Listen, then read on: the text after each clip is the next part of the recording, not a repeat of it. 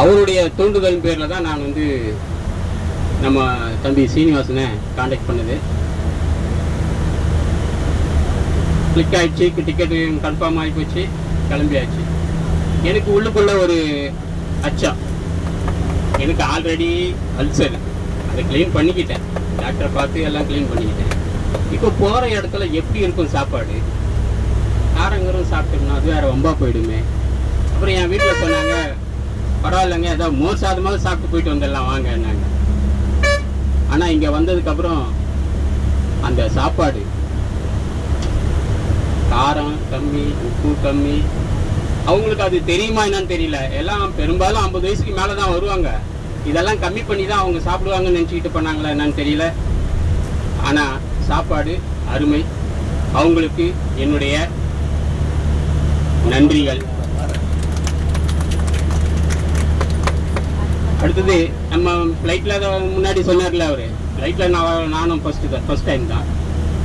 என் wife கொஞ்சம் அதில் கொஞ்சம் ஒரு பயம் இருக்கும். எப்படியோ வந்துடலான்ட்டு சீனுடைய உதவினால் ஒரு தைரியம் கொடுத்ததுனால கிளம்பி வந்துட்டோம். முதல் நாள் கயா, புத்த கயா. எதிர்பார்க்காத அளவுக்கு அந்த புத்தனுடைய சுரூபம் சிலை நல்லா இருந்தது, அதையும் பார்த்தோம். அதுக்கு அடுத்த நாள்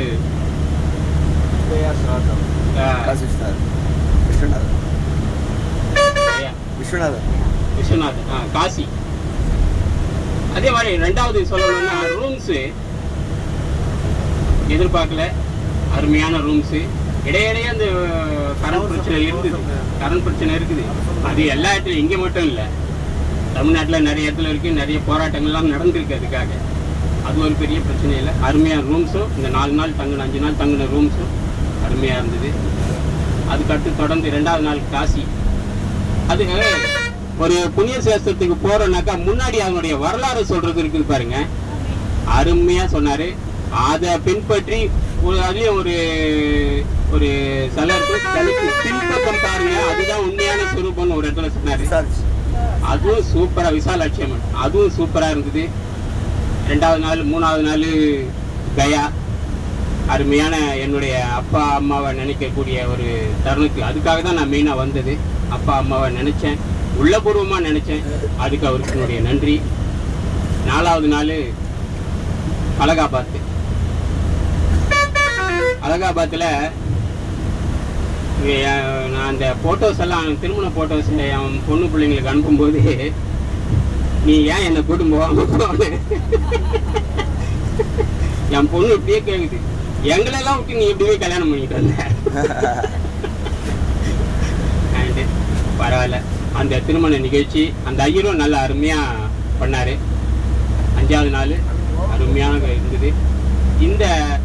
எனக்கு இன்னொரு ஆசை என்னன்னா, இந்த மாதிரி ஃப்ளைட்டில் கூட்டு போயிட்டீங்கன்னு, ஒரு வாட்டி கப்பலில் கூட்டு வந்து அதுக்கு ஒரு ஏற்பாடு பண்ணிங்கன்னா, ஃபோன் பண்ணிங்கன்னா நாங்கள் வரதுக்கு தயாராக இருக்கிறோம். நான் மட்டும் இல்லை, என் குடும்பமே வரதுக்கு தயாராக இருக்கிறோம்.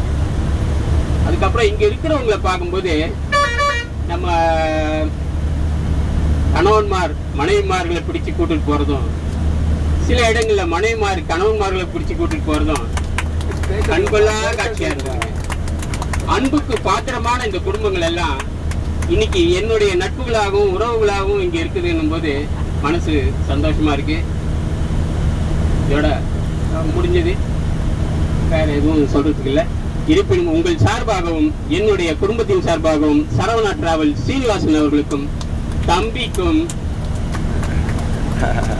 அருமையான டைப்புங்க. ஒரு கோபம் இல்லாம ஒன்றும் இல்லாம நம்ம சொல்றதுக்கெல்லாம் சரின்னு சொல்லிட்டு நடத்தக்கூடிய ஒரு தம்பி. அனைவருக்கும் என்னுடைய இதயங்களிலிருந்து நன்றி.